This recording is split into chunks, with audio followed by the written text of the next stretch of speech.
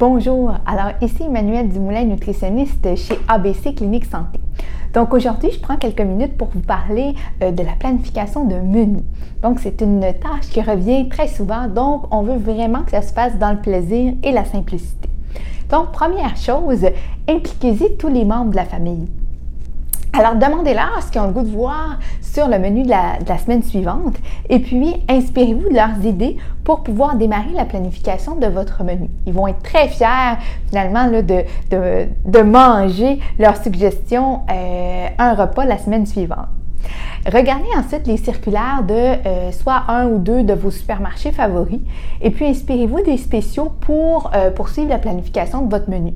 Vous allez finalement faire d'une pierre d'un coup, vous inspirer des spéciaux, donc faciliter la planification de vos menus et de l'autre, finalement économiser lorsque viendra le temps de faire votre liste d'emplettes.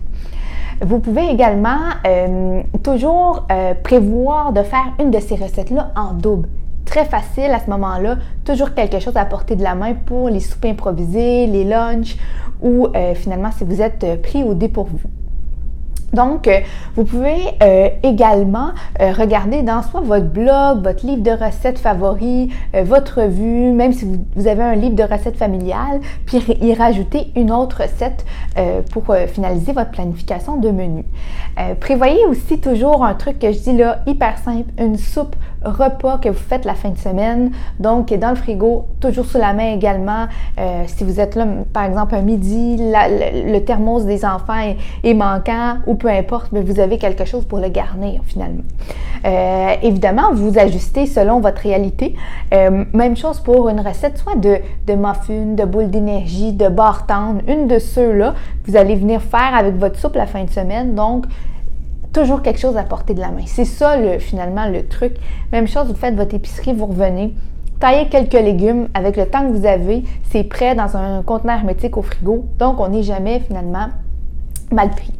Donc, la clé, c'est ça de la planification, c'est vraiment d'y aller selon votre réalité, selon la façon que vous aimez planifier, que ce soit très, très organisé ou avec plus de flexibilité, mais on sait finalement ce qu'on va consommer dans la semaine, mais pas nécessairement de savoir exactement quel jour. C'est vraiment selon ce que vous voulez faire finalement.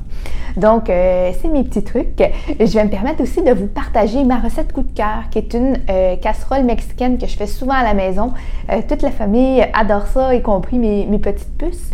Donc, c'est une casserole que je fais, dans le fond, là, une recette que je vais vous partager, donc avec tout plein de légumes qui nous restent dans le frigo, une source de légumineuses, et puis moi, ce que je fais, je la fais gratiner, donc c'est toujours un succès, puis ça fait une bonne quantité, donc on a des restants encore une fois. Donc, je vous invite, si vous avez des questions, vous voulez aller plus loin, consultez-nous en privé. On est toujours là pour répondre à vos questions et adapter nos conseils à votre réalité. C'est vraiment ça la clé. Donc, ça nous fera plaisir de vous guider toujours par finalement des petits changements, mais qui seront durables dans le temps. Donc, c'est toujours intéressant d'offrir à tous la possibilité d'adopter une alimentation équilibrée. Au plaisir!